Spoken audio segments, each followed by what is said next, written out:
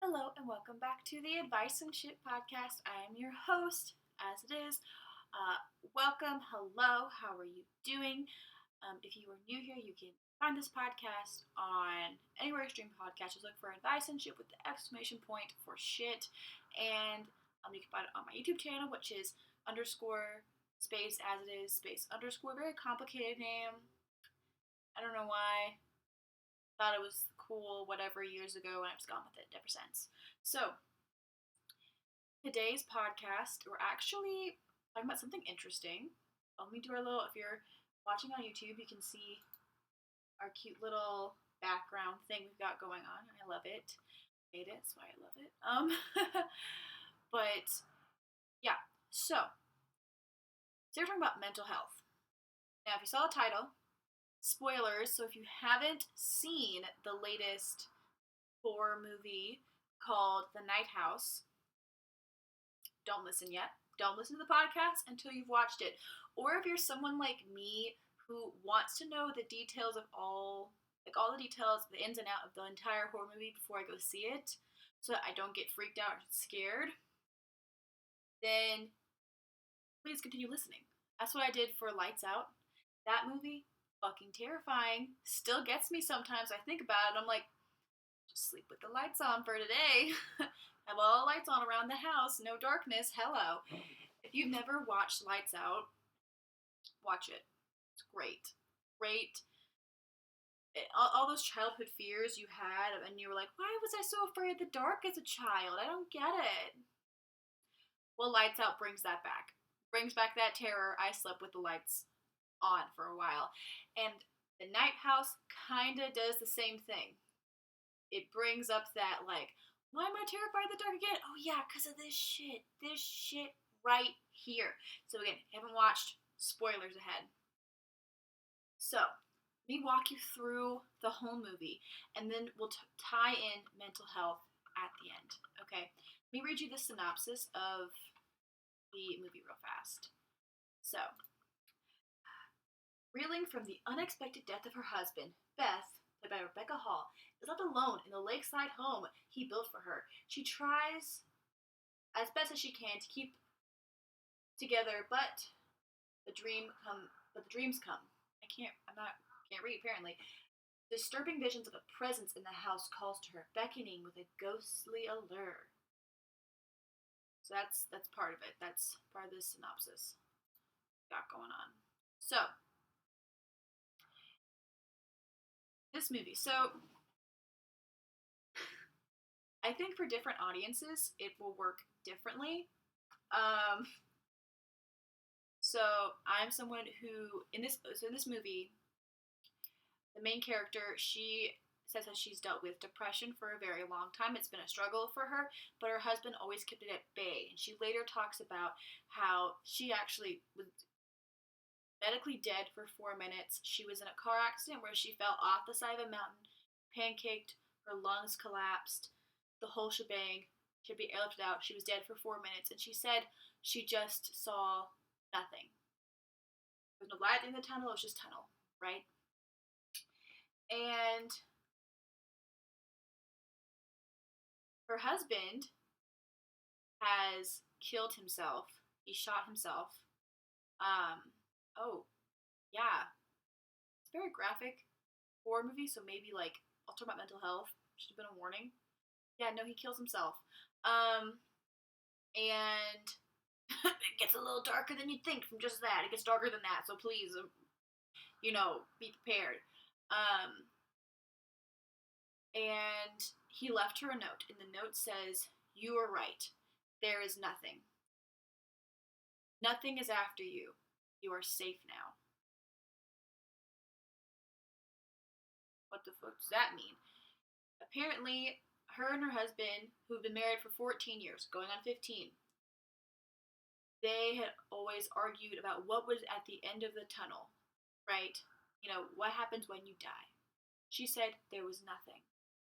And he always disagreed. He thought there would be something. So she said the note didn't make sense, because why would he finally agree that there is nothing?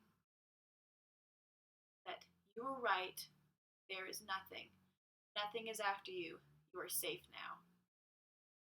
What does that even mean? You know? So that's the setup for the movie, right? She's hearing all these creaks and noises, stereo stuff. It's like her house is kind of haunted. The usual setup for like my house is haunted. Ooh, spookiness. Um, and my absolute favorite part of this movie is this is a character who has dealt with depression for a very long time, always struggled with it. Her husband helped keep the depression at bay. You know, she jokes about like her husband's death and depression. She makes jokes about it, and it's so funny to watch the other people around her get uncomfortable with like the jokes and things that she's making. But I think that really demonstrates what I think that's a very clear picture of mental health and depression. Because I mean, the people who make the jokes about it are probably people that are struggling with it the most. Like, oh gosh, who's that actor? Great actor in my childhood. Why can't I remember his name right now? Freaking love him. He ended up. Oh, what is his name? Look at me later.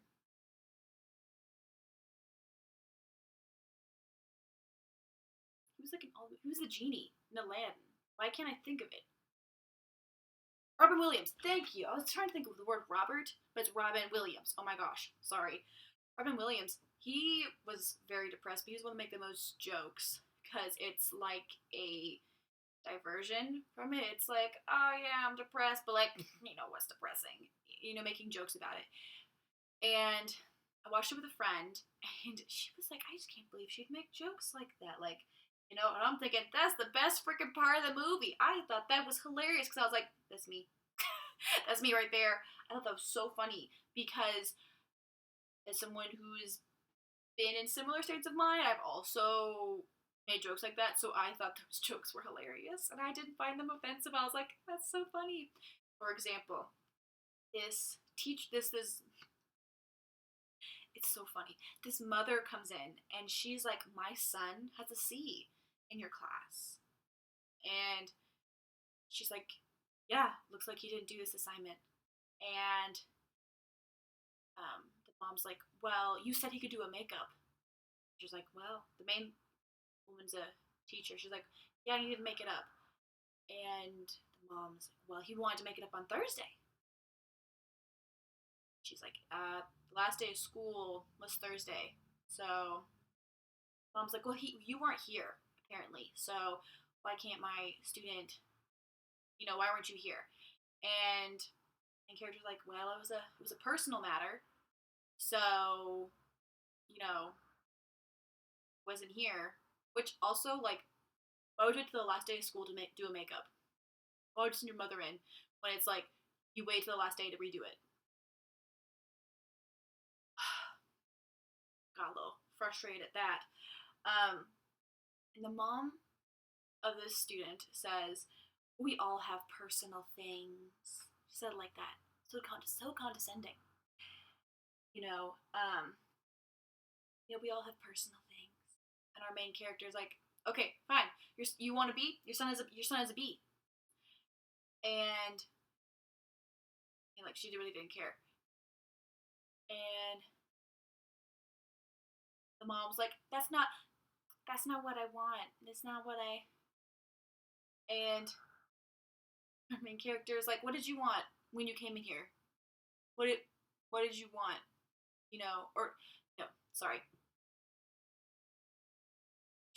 When she offered the B, the mom is still, being annoying, and she's like, I wasn't here Thursday because my husband shot himself in the head.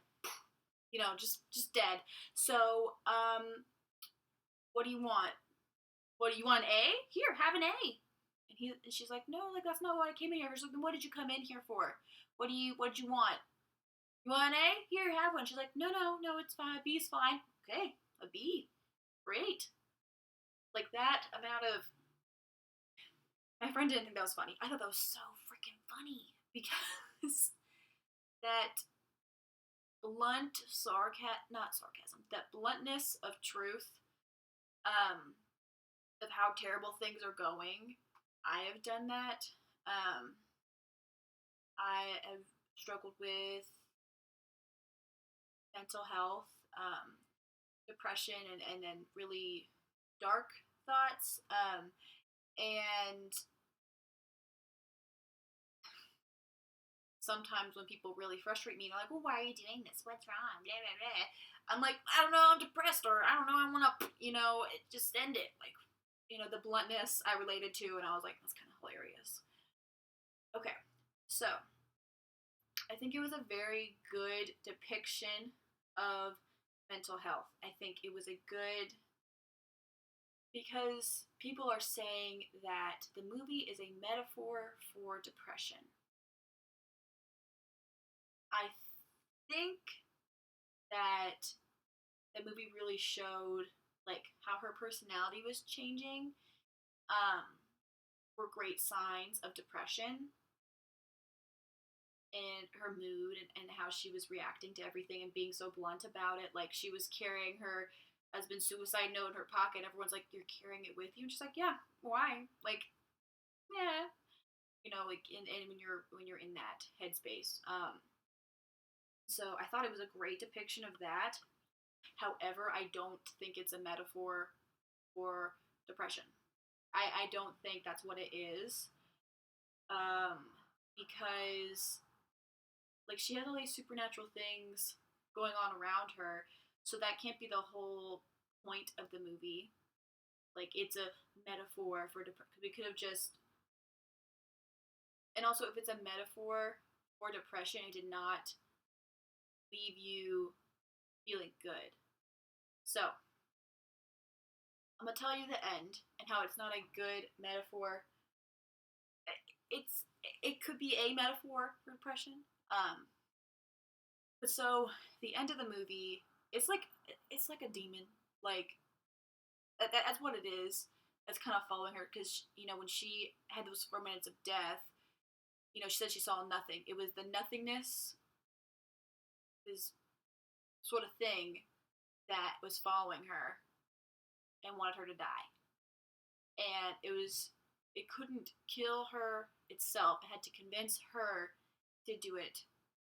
It had to convince her that she was so alone that she should just end it all. It doesn't matter if there's other people there for you.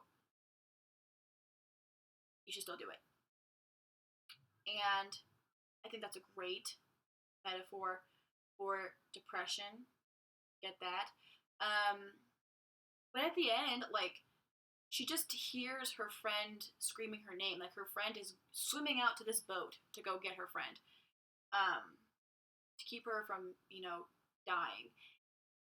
She just sees her on this boat, this gun. When our main character, Beth, is having this psychological warfare in her head, and she's seeing all these things around her, where she sees this demon thing, in front of her, telling her to, like Pallet, what's his name? Palatine being like, do it, like that, basically.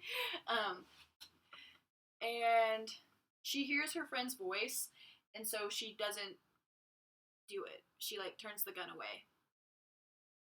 And I think it's a terrible ending.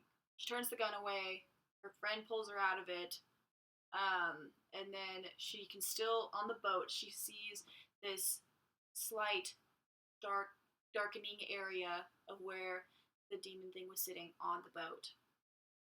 And that's the end. Not a great ending. For all the shit that happened, not a great ending. It honestly reminds me of Silent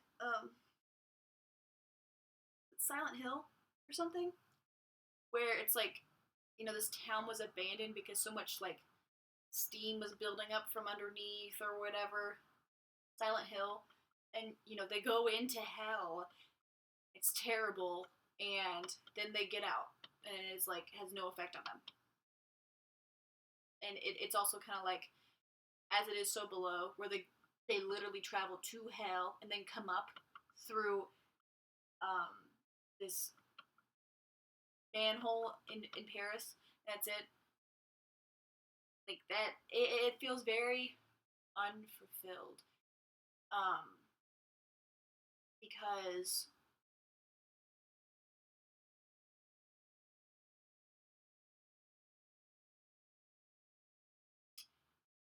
this is what I'm gonna say. If she was so depressed that she was going, if it's simply a metaphor for depression, and this was the embodiment of depression, despite the psychological warfare going on, which we'll get to in a minute, the visions and shit she saw, we'll get into that.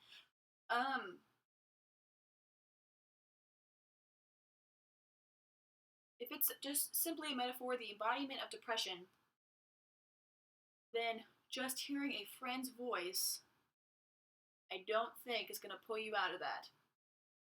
I really do not think so.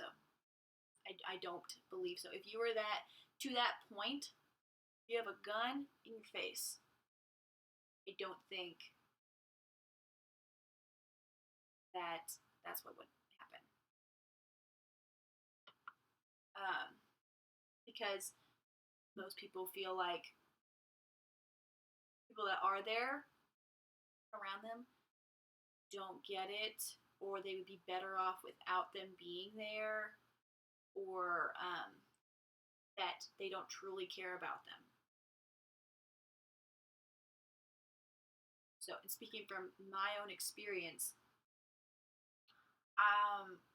when I was about to graduate high school, like I was days away from graduation. Shit had happened. It was bad. And I literally looked my mother in the face and told her that I was having suicidal thoughts. And just because she said my name did not make me not want to do it. We're getting real on this podcast. That didn't make me not want to do it. You know? Her constantly being there helped me. Having friends constantly be there for me, got me through it. Not just, the one word saying my name, or them saying my name didn't get me through it. So,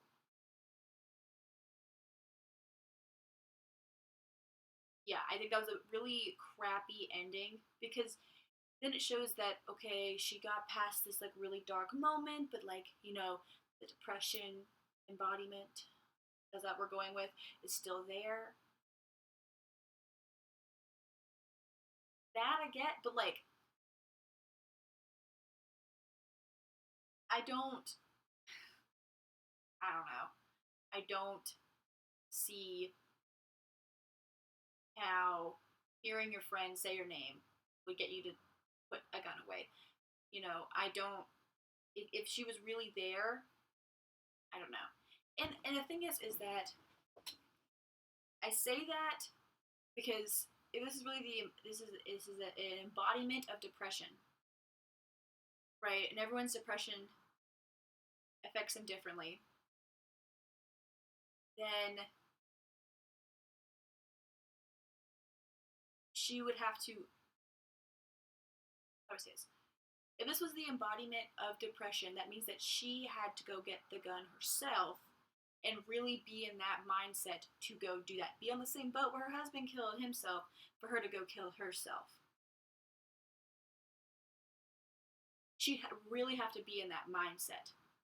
And the reason why I think her friend saying her name saved her was because she wasn't in that mindset. You see throughout the movie that she's not in, she's depressed, but she is not in that kind of mindset. Like, she is depressed. She finds out that her husband was cheating on her and was a serial killer. Uh, like, hello, you know? So, yeah, I'd be depressed too. And she thinks that this ghost thing is her husband, and she's telling it to come get her. Bitch ain't your husband, it's a demon. So that, I think, she was depressed, but she was never in that suicidal state of mind. And that goes into me thinking that my thought process that this is not a metaphor for depression.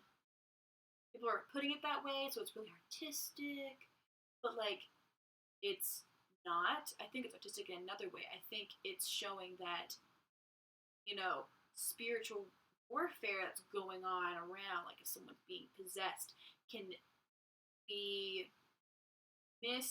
I'm messing with some like buddy stuff. Can be misdiagnosed or misdetermined as depression, and it's not.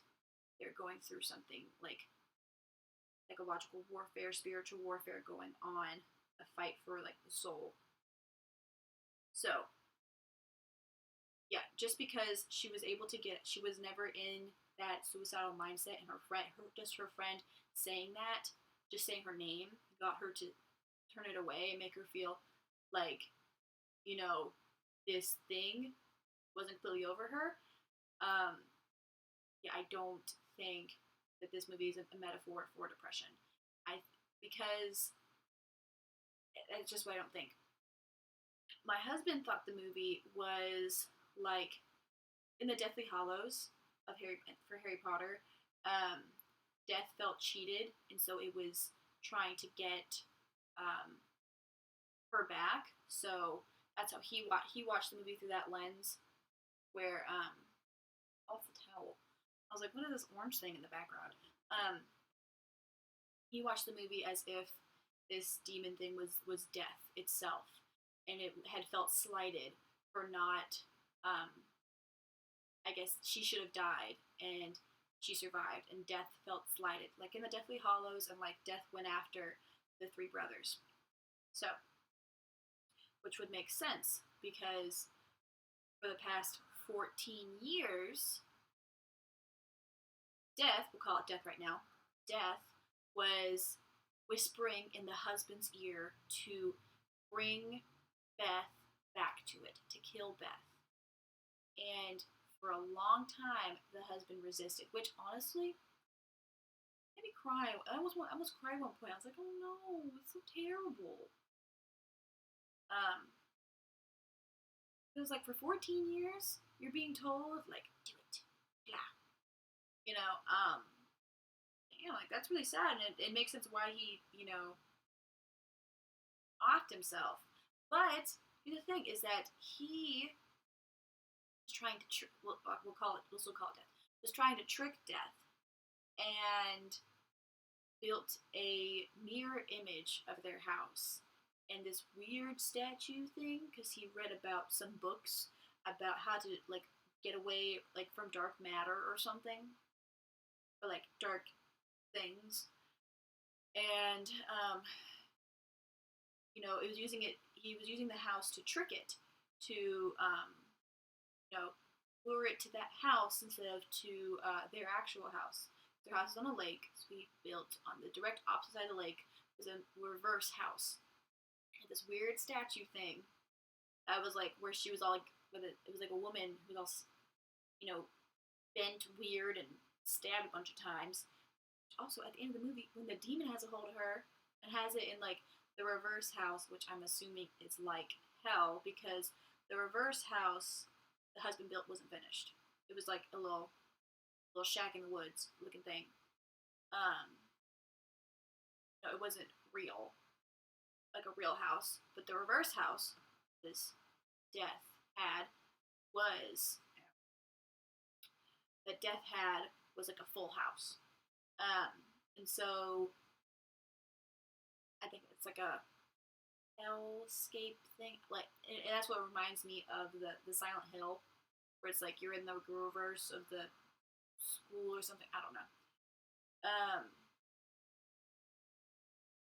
And so gonna say,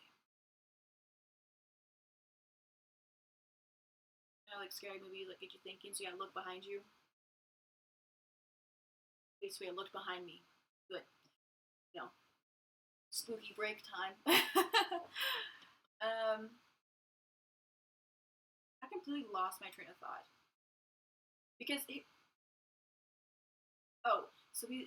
had that, but it wasn't work. It worked for a little bit, but then it stopped. So he started killing women that looked just like his wife to confuse death, to think that she had died. Like, this man is a serial killer. The husband's a serial killer because he doesn't want to kill his own wife. And then to finally not kill his wife, he kills himself. And that's when he said, "There is nothing. Nothing is after you. We're safe now." Which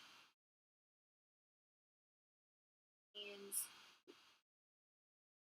I don't know what that means. Like, because he was after her. The husband was after her by being, tempted by death. We're still calling it death right now. Death wanted her back. I'm gonna get into husband a little bit. So, I don't know, it's confusing.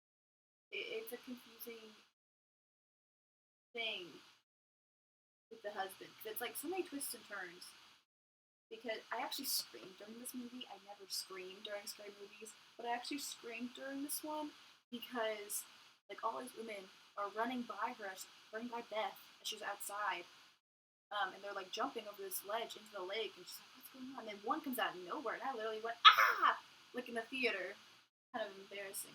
And then me and my friend are like holding hands, and I have my hand over my mouth because I'm freaked out. I'm like, I can't scream in the theater again. So like I lost circulation in his hand, and I'm just like squeezing my face to death. And I'm like, oh, because the movie was really. Cause I love to overanalyze and like think like, oh, what's the ins and outs of the thing of the whole movie. And so then when like there's so many turns, like I thought, it was like I don't know, it's around a lake in the middle of the woods. It didn't say where they were. I thought, oh, like because the husband built the house. I thought maybe he built this house on like burial ground or something. But no, it was the thing that she saw when she died, and it wanted to take her back. So kind of like Death and Hollows. And then I thought, because we saw all these girls at this place, like jumping off. I thought, oh, you know, there was like a serial killer. But then you see all these pictures on this phone when you find something fair, and you're like, oh, is it just like some weird vision she's having? And I think the audience is trying to convince you that the thing in the house is her husband because she thinks it is. She really thinks that she felt her husband's presence in it. I don't think that. I never thought that. I never felt that. Mostly because I don't believe in ghosts. Um, so I was like, no.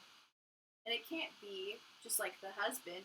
But then when you find out the husband, is a serial killer, you see the thing again, I'm like, maybe it is him. Maybe he's come back to kill her. Because I was like, it doesn't make sense for him to come back and tormenting his wife. But he's a serial killer. Maybe the thing is him. It's very confusing, making you think movie. You never know the plot during it, which I think is great because most horror movies you can figure out the plot right away. But this one, hello, car honk, it freaked me out. But most horror movies you can figure out the plot right away. Like, oh yeah. Like this one, couldn't figure out. When there was a cutaway to like morning, I really thought she was dead. At one point, I was like, yeah, she's dead. The friend's gonna go in and find a dead body, but no, she wasn't dead yet. But there's so many twists and turns, and it was so good, and that's why the ending really sucked. It felt very unfulfilled. So I'm like, I'm on the edge of my seat. Like, my whole body is clenched. I am clenched for Jesus, and like when I got up, my joints hurt because I was like on the edge. Very unfulfilling ending. I gotta say, I was really disappointed. And so, this is my interpretation of the movie. As someone who believes in God and heaven and an after, right? This is what I think. If you don't believe that, then don't have to stay and listen to my point of view on that. Um, but if you want to hear it, then please stay. This is your chance to opt out. So, from a biblical standpoint, hell is the absence of God, is the absence of everything. So when she died, it seemed like, this is also something my husband said, was that it seemed like her nothing was just like hell. She was face to face with hell, with like its demons and like the nothingness, right? So I think this was a demon. And also, so I listen to a lot of like serial killer podcasts. Like I want to like understand their mindset, My friend was like, some of them are psychopaths, they're born as psychopaths. But then you have to think, like, if God makes people perfect, not perfect, God makes you as like a beautiful creation. He's not making you imperfect. It's the world that makes you in sin that makes you imperfect, right? Then if you are born a psychopath, then that can't be the thing that's wrong with you, right? Right? And so everyone has a struggle in life. Mine, probably depression, because it's something I struggle with, you know. Which, also, okay, we'll get in his little book thing, because the husband has a book where it's like the plans of the reverse house and everything. One of the things says, don't listen to it. That's what it said. He wrote the book, in the top of the book, it says, for like, that, hope this helps you, and it says, don't listen to it, underlined a bunch. The entire movie, this bitch listened to the thing the entire time. She listened to it. It was like, the door, open the door. She fucking did. I'm like, you idiot. You idiot. You're opening the door after it told you to? First off, if I hear a noise that said, hey, open this door, I'd be like, I'm calling the fucking police. This girl never called the police once. Even when she had just heard, like, her stereo turn on and the lights on downstairs, I'd be like, someone broke in. I wouldn't think, let me violently unplug my phone from its charger and go investigate myself. No, I would think, I'm gonna hide in the closet and call the motherfucking police. That's it. That's it. That'd be the end of my movie. I'd call the police and they'd say, ma'am, nobody's here. And I would say, I'm getting a hotel. The end. The fucking end of my movie. I'm not going to stay and investigate and figure out what's going on with my husband. And no. Sorry. Also, I don't like I'm going on a rant now. I don't like the friend. The friend was good because she actually swam out to the lake to save her friend. That was good. But she could tell her friend was very distraught when she was over at her house near the end of the movie, and she offered for her friend to stay the night. She offered Beth to stay the night. And Beth's like, I'm gonna go pack a bag or whatever. And I was a friend because Beth is one of this whole thing about all these visions and stuff she's seeing in this house that seems like okay. This is another reason why it can't be a metaphor for depression. Is that she's saying how she's like seeing things while she's sleeping. This person's like, oh, it's sleep paralysis. And he's gonna explain to her what sleep paralysis is, where it's like your mind's awake but your body's not. She's like, no, I fucking know what sleep paralysis is. God, no, it's like my mind's asleep and my body is awake. But like sleepwalking, seeing all these things and her body's moving, but like it's not like she has much control over the situation. She's like, oh, my husband started sleepwalking like 2 years ago or whatever, and then he killed himself, and now she is sleepwalking. So it can't be metaphor for depression because they're both doing it. It has to be an outside source causing these problems. And in the beginning of the movie, when that mom comes in to be like, my son deserves a better grade, she looks at the clock, she's scrolling looking at houses on Zillow to buy, and then you see her like close her eyes and she's like twitching or whatever, and then she opens her eyes, so much time has passed, and now apparently she's looking for guns online. Possession. That's what I thought. As soon as I saw that, I was like, this is fucking possession. That's why I was never convinced. Oh, it's the husband coming to visit her. No. Possession. Those can't possess you. They're not that powerful. Okay. So then, but yeah, so the friend was like, okay, just come back, call me. And I'm thinking, like, if I was a good friend, I would go with you to go get your stuff. Or I'd be like, I have an extra shirt. Guess what? You're not leaving now. Because I would believe what the person said. I would believe all their visions and things that they said they saw. And I'd be like, now you're not leaving my home. Because I don't trust that house to protect you, keep you safe. You're coming with me. Thank you. That would be it. That'd be the whole conversation. That'd be the whole thing. So, anyways, I think everyone's born with something that they struggle with. So, for me, it is depression. For our main character, we see that it is depression, and we see that as this demon gets closer to her, the depression gets worse and worse. And as someone who believes in the supernatural around us, and has seen things, and my roommate in college, we both saw things. And I saw basically how this movie plays out is like as this demon gets closer and closer to Beth, you see Beth's depression get worse and worse. I literally saw that play out with my roommate in college. And, here's little old me praying to Jesus, throwing salt, trying the best I can, and it's having its own effects on me and, like, exhausting me spiritually. Like, shit's hard. So that's why I think it's more like possession because of that and that personal experience of witnessing that and feeling that way myself around those things. So that's why I think she was able to get out of it when her friend was calling her name on the boat, is because it was, yes, she was depressed, and she'd been dealing with depression, but at that point it was really the demon coercing her into feeling that loneliness and emptiness to, end her own life. I think that is the reason why she's able to get out of it, because it was honestly, like, I don't think enough time had passed of, like, sadness, of the demon, like, being on her for so long for her to end it. I think it would take a lot longer, so there could be, like, a second movie where, like, she does,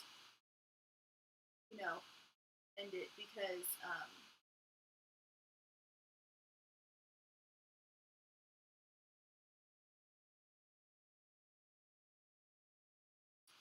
there could be a second movie where she does end up ending her life because the demon, tormented her for much longer.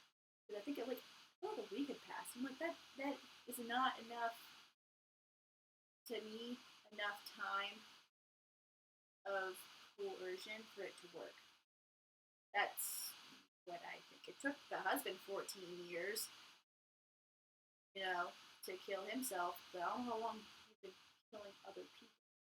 So, the demon jumped the gun. That one. But anyways, so that's what I think was a demon. Oh, right, so psychopaths. So, if you believe that, like, God made you in his image, and the world is what corrupts you, right? Then God, being a psychopath is, like, genetic, like, you're born that way, then you're not, a terrible person, a sinful person because of that. Something else has to coerce you. So I think, like, as the demon got closer with Beth, it pushed her to a deeper depression and made her struggle even worse. So what if, like, her husband, like, struggle was wanting to be a murderer, and as the demon got closer and closer to him, he fell for it. Like, this is just me spitballing ideas of what I thought happened in the movie. Like, literally, there's nothing to back it up. There's just me spitballing ideas. But, like, what if that's what it was? And so, like, the demon was like, oh, kill your wife. He's like, I'm not my wife. I'll kill other people to, like, distract you. But also, in his own way, he was falling for the demon for a different reason. I don't know. That's what I was thinking. That's what I thought, because I, like, overanalyze and, like, overanalyze things to where it's, like, a problem. So, yeah, that's what I thought of this movie. I thought the build-up was so freaking good, and then the ending was just terrible. It just didn't work. It didn't leave anybody satisfied in the end, and it didn't, like, it's a symbol for, like, it's a metaphor for depression. It's a symbol of, like, depression always being there. If it's, like, the Deathly Hallows thing, then death still feels cheated and it's gonna keep going after you. If it's like a demon, then it's like, it's still gonna go after you. Which, if it is a demon thing, it's girl's first mistake. First mistake. She never went to a church, either. She never went to a church and was like, I got this demon copy. Probably because she thought it was her husband this whole time. But, like, she had thought, maybe like, I need to go to a church. Whether or not she believed, go to a church. They seem to be experts in it. Get that thing to go away. That's what I think. But let me know what you think down below on my YouTube channel. And I will see you guys next week. Bye!